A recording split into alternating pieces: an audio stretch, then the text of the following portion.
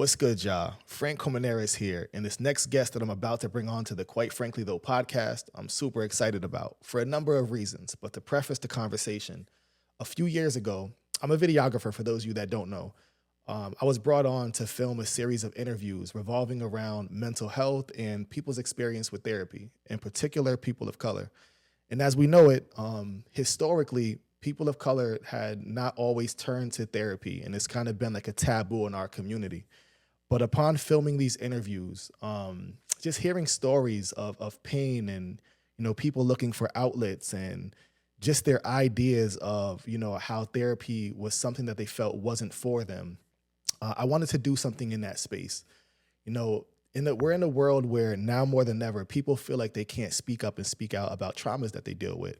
Especially with social media, where it's like this idea that everybody has to be perfect, and just seeing constant reminders and reflections of our insecurities and things that we hide from the world and jokes and memes posted about these things. I wanted to do something showing people that they don't have to suppress hardships and traumas that they've dealt with. So I decided to create an album called Beautiful Trauma, where I would vent some of the darkest moments, throughout my life. And I thought that that was it. I thought that if I did that, I could be an example and show people that they can speak up and speak out about things they were dealing with. But then I felt like that wasn't enough. I wanted to take it a step further. So I decided to do an event where I would perform the album with a live band in full, and I'd be joined by a therapist in between each song, and I would do my first therapy session ever in front of a live audience. It was a packed building, and I was joined by this lady that I'm about to bring on to the podcast as the therapist. So uh, just so many, great things have came from that moment, just impacting change, for myself and for the people that tuned in and were a part of these experiences. And I just want to bring her on so we could just talk about, why she does what she does and just talk about therapy a little bit and even some of the things that we collaborated on. So let me get who I know as Mama Jones on the phone.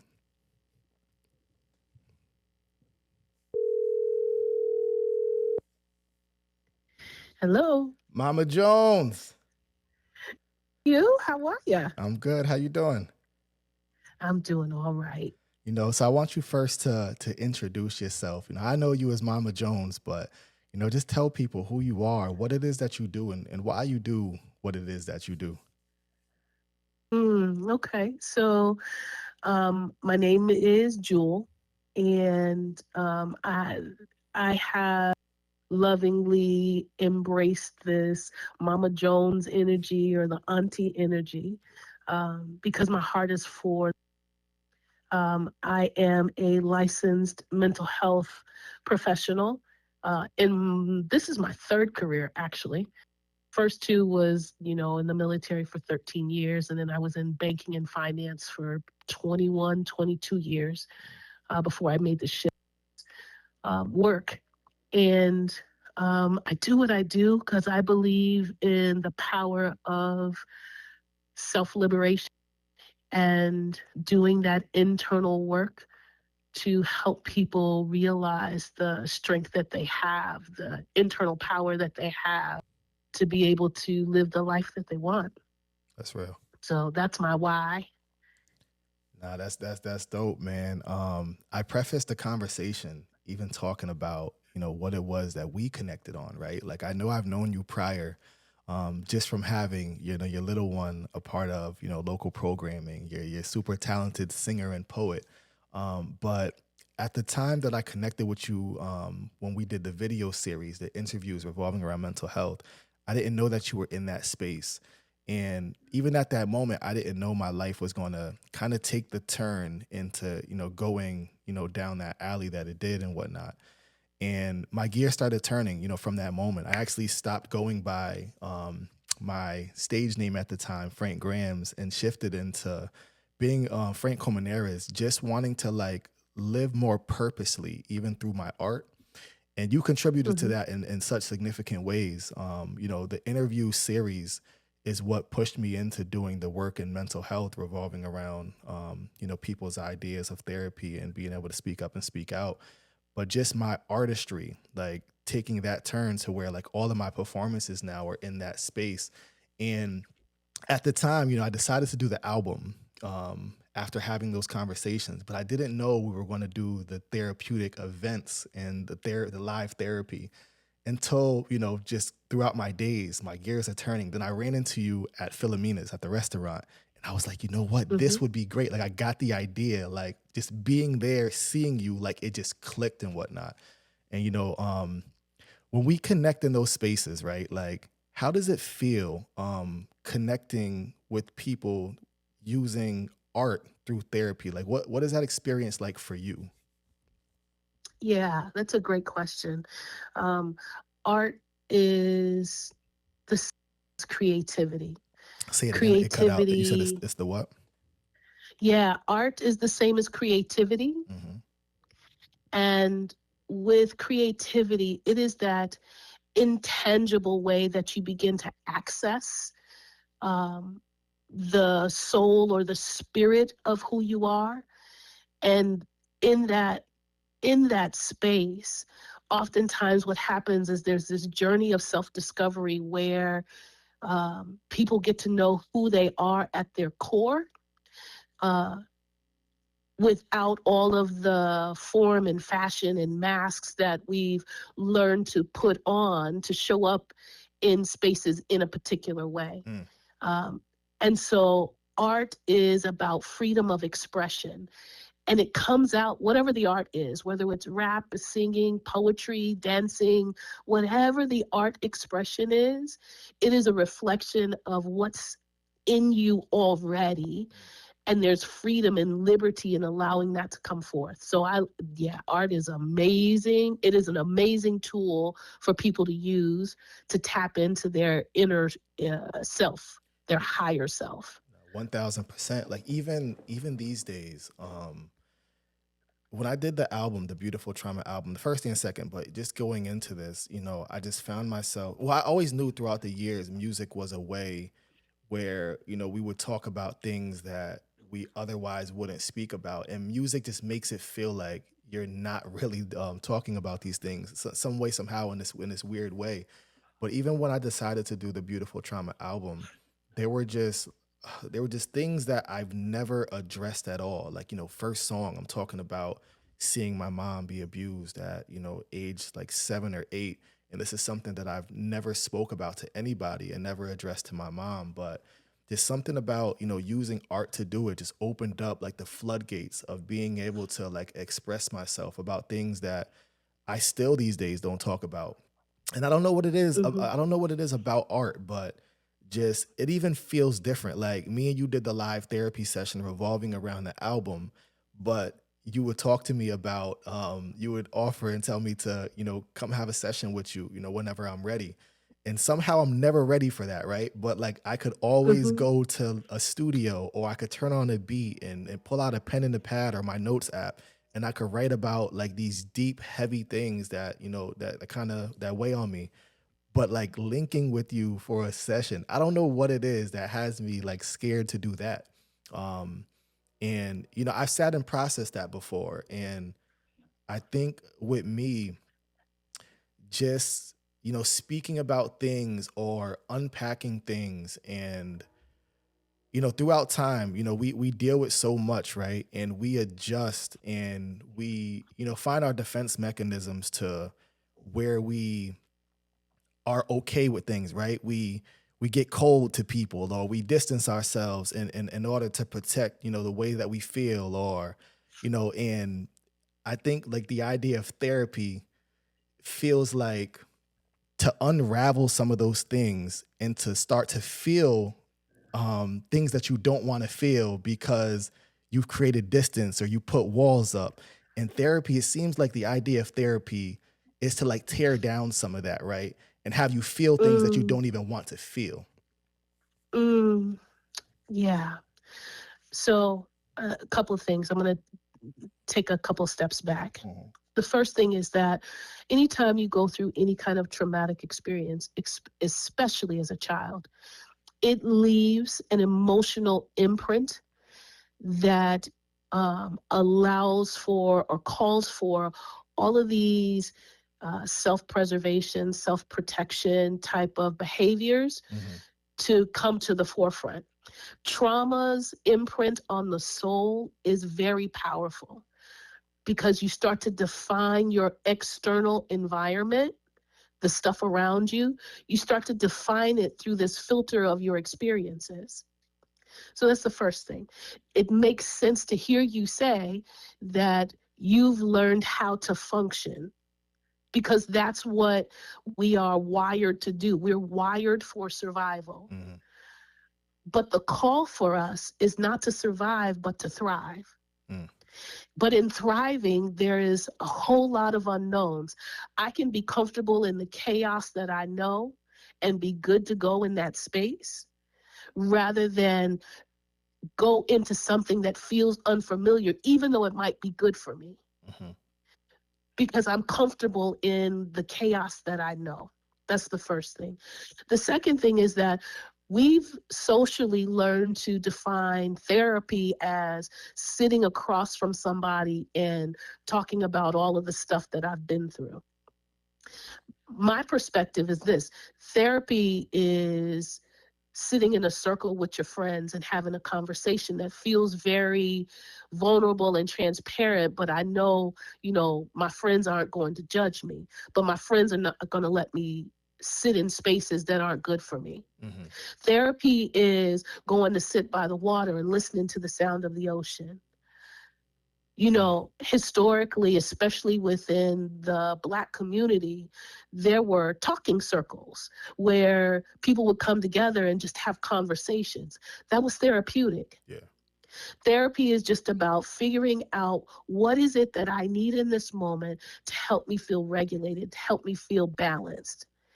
With you, your art form is therapeutic. That's why it's so easy for you. And I'm saying easy just because of what you produce is amazing. Appreciate So on my end, it looks easy. I'm not saying that that's true that. for you. Oh, it gets heavy, but yeah, I know what you're saying. I know what you're saying. But your ability to sit and empty yourself through your rap, through pulling it all together to make sure that the beats are right, that the flow is right.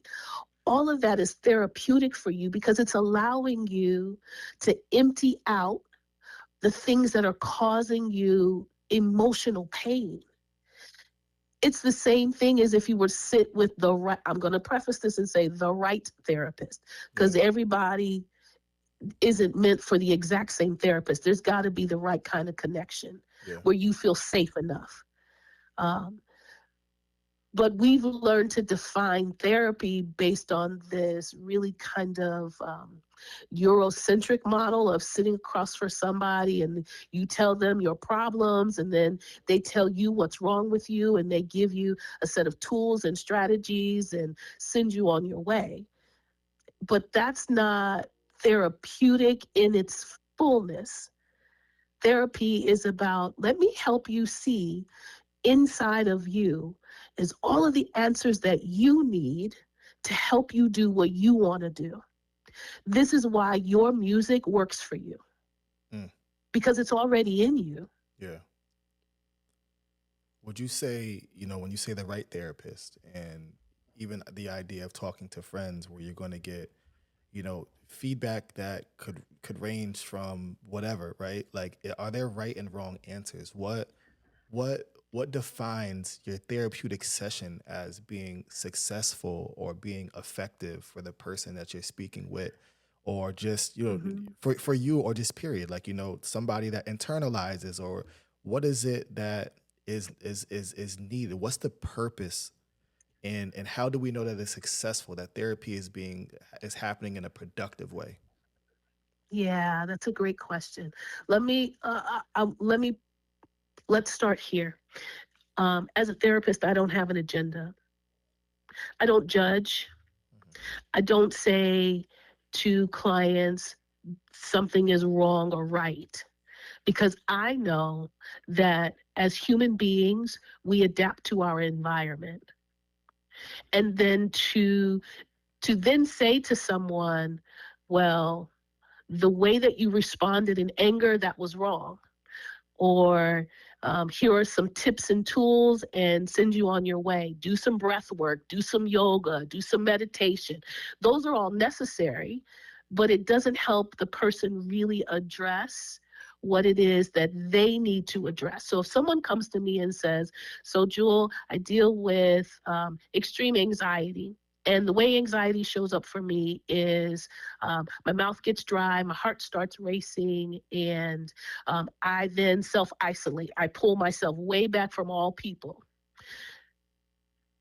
Figuring out, helping the person figure out what is it that you want to do, what's going to work for you, what's going to make you feel like you are making the kind of progress you want to make. Mm. And we craft, we use tools that work for that person. And so while meditation might work for one person, it might not work for somebody else. Yeah. And so the way that, for me, the way that I'm measuring progress, I'm not going to say success. The way that I measure progress is I look for incremental change. Because we're so focused socially, we're so focused on go, go, go, do, do, do. Let me make this next million. Let me get this house. Let me get this car. We're so driven for achievement that even in the drive, it can become a distraction from the things that are in the way of truly being able to enjoy it. Yeah. I can't enjoy the journey, so because I'm so focused on trying to get to the end goal. Hmm. And so I measure progress with incremental change that my clients define. If they want to have, I just want to have one day where I can wake up in the morning and for just 3 hours in the morning, I feel joy. That's making progress. Absolutely. Because when we make progress, then what happens is that there's this internal message that feels like achievement in the body. Mm. And if I feel achievement in my body, then I become encouraged from within to be able to do the next thing that felt difficult or impossible or too hard. Does that make No, that's sense? real. Absolutely. Absolutely. So any therapist that people go to, and I tell this to my brand new clients that are working with me, I'm always have something for us to do. That's not ever going to be an issue. Yeah. But my clients are the ones that run the session. I meet my clients where they are, which means that what is most pressing for you? If you don't want to talk and you ain't got no sleep, sleep is therapeutic. Yeah. Let me turn on some jazz and let you just do some breath work and sit here and chill. That's real. One thing I wanted to Hmm. mention to you, when people talk about their traumas, like I could assume, right, that a lot of that, is placed on like other people a lot of times. Like this person did that to me.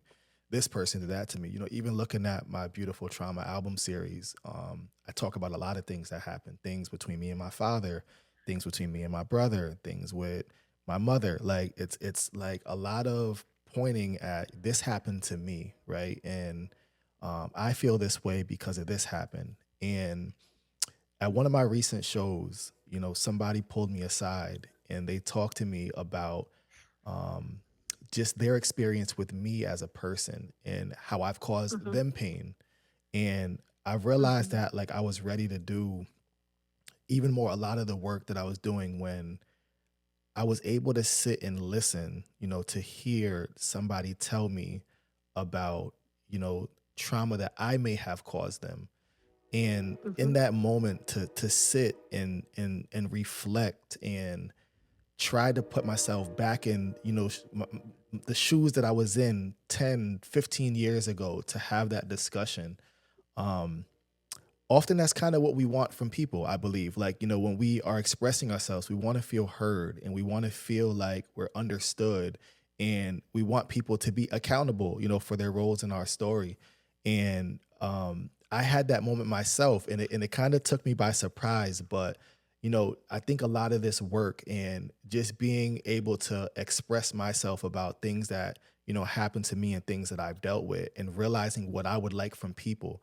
It just felt good to be that for somebody else in a moment where they were pointing the finger at me and letting me know how I hurt them.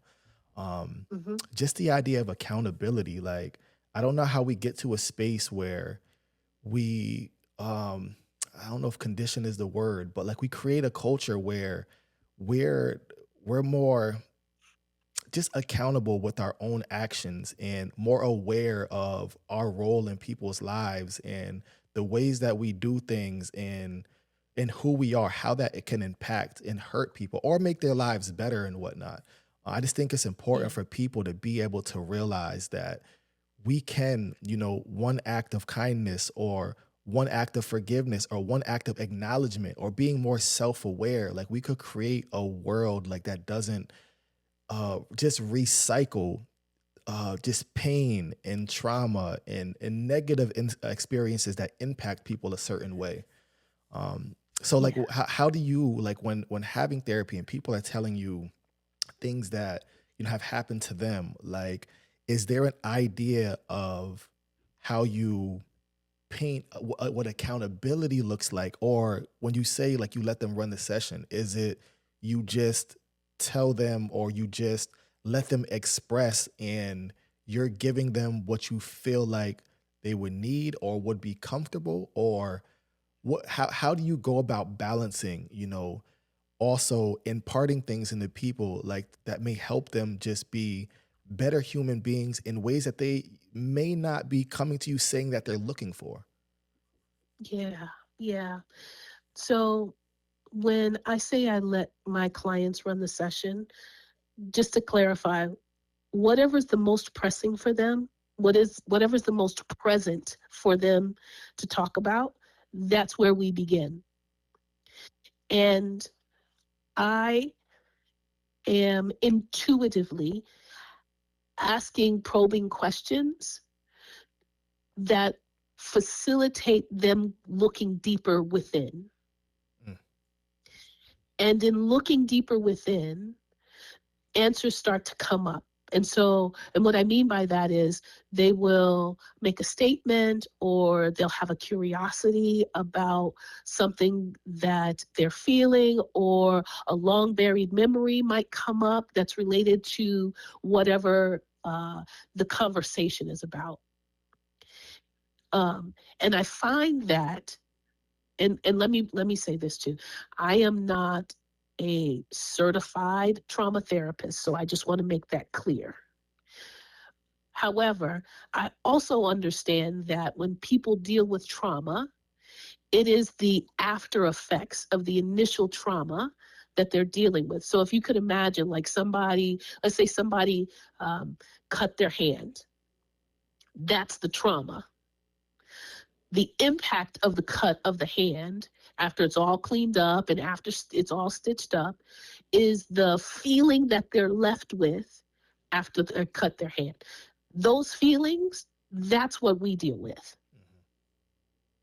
So, because the feeling, the impact of the trauma doesn't ever really go away, we have to figure out collaboratively, we figure out, how do I support you in updating your understanding of the impact versus holding on to the same message from the initial impact. Does that make sense? absolutely.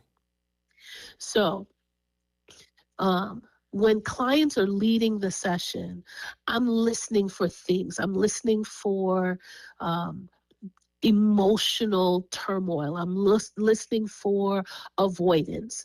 I'm listening for all of these defense mechanisms that actually they need to come down a little bit so that they can start to entertain how to have a different response as an adult. Mm, And that takes work. That takes time. Because what's also true is people don't trust everybody out the gate. for I sure. need to build a relationship with you. Yeah. So trust allows for vulnerability. Vulnerability breeds accountability. If I cannot be vulnerable with myself, meaning I can say my truth in front of someone who can witness my truth without judging it, Yeah. I can now be accountable for how I choose to move forward. I can be accountable for, yo, what, like, I did do that. That was, that version of me was having a rough time. So Yeah. I understand it.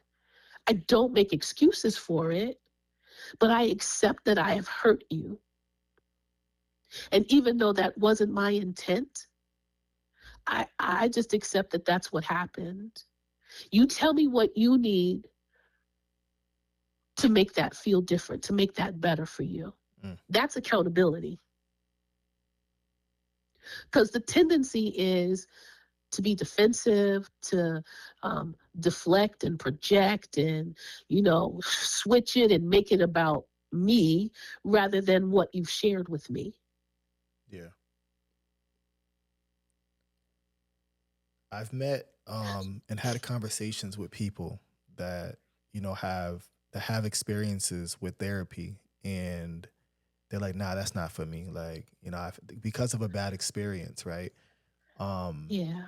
how do you go about, or how would you go about talking to somebody about, finding a therapist, or giving another Mhm. shot to a different type of therapy? Like, what is out there? And we'll end on this, just to not have people be closed off to that route of therapy, or just So my suggestion is this: therapy is a therapist is a relationship, and so being aware of, am I having a reaction because I'm afraid of what may come up, or am I having a reaction because this just doesn't feel like a good fit? And then being able, once you can discern the two, if it's not a good fit, then it's a relationship that doesn't need to be established. And it's okay to say, listen, you're dope. I wish you well, but this isn't a good fit for me. Mhm. Because the client is the most important person in that therapeutic relationship. Yeah. If it's about you being uncomfortable or nervous or scared of what might come up, that's going to happen no matter who you go and talk to. So it doesn't have to be a trained professional. You might not talk to your friend about your stuff. Mhm. If that's the case, then maybe the initial process is, let me start journaling. Let me start meditating. Let me start praying. Let me start there, because all of that is therapeutic. Yeah. Or let me go make an album and and talk about some Let things me go that make an album. that's real. And man, just being able to connect with you has, impacted my life and many others in so many ways. So I just want to say thank you, for all you've done, for all that you do, and for all that you are. I appreciate you not only joining me today to have this conversation, but all of the many conversations that we've had, and ways that we've just collaborated to do some things that, sprinkle a little bit of love and kindness in the world that needs it now more than ever. And I know you're going to continue to just be who you are, and just impact the spaces that you walk into, and and I just love and appreciate you for it, Mama Jones. Yeah, I love and appreciate you too, Frank. There's not too many things that I would say no to you about, even if it pulls me out of my comfort zone. That's real. Yeah, I mean, every time I reach out to you, like, even before you hear the idea, you're just like, yes. And even that, like, just having people, believe or trust in you, or just be in your corner unconditionally, that adds a level of strength, just to know that, if somebody trusts you, if somebody could trust me like that, then I have to trust me like that. What am I capable of? You could see that in me, to know that, when I reach out to you, I'm going to bring this to a place that is going to impact change, be powerful, be successful, be great. Then, like, who am I to doubt that, right? Like, it just adds that extra Yeah. layer of, like, just love and comfort that, just pushes people to keep going, man. And again, just to have people in your corner in that way is a beautiful thing. And I appreciate you for it. Yeah, absolutely. Because what we need is somebody to reflect back to us, Yeah. not our pain, not who we think people think we are. We need somebody to reflect back to us joy, confidence, um, stability, uh, love without condition. Yeah. When that's reflected back, it absolutely shifts everything inside of us as individuals. And then we feel like, bet I can do the impossible. Yeah. I'm good. Absolutely. So with Yeah, that, y'all heard it, man. Like there's a role that we have in life, of who we should be to people, who we should be to life. We can instill confidence, we could instill love, we could instill grace, we could instill just the idea that the people that we impart into could take on the world and be great at it. Or we could impart a line of negative things that make people feel small, that make people feel undervalued, unappreciated, unwanted, unloved. And you get to decide who you want to be. Oh, you yeah, get to decide who you want that's to be it. in this world. So, you make that decision and, hopefully, it's the brighter of the two because it's love. It's those things that I mentioned in that first list that makes the world go round and just makes this place a better place. It makes life a better experience. It makes us and the people that we impact feel incredible and go on to making the world a beautiful, more productive society. So again, people like Mama Jones and Absolutely. even people like yourselves, have a very significant role in life. And it just depends, what role that you accept and what you're looking to do in this life in this little bit of time that we have, y'all. I love y'all. Yeah. I love you, Mama Jones. Thank God I love always. you too.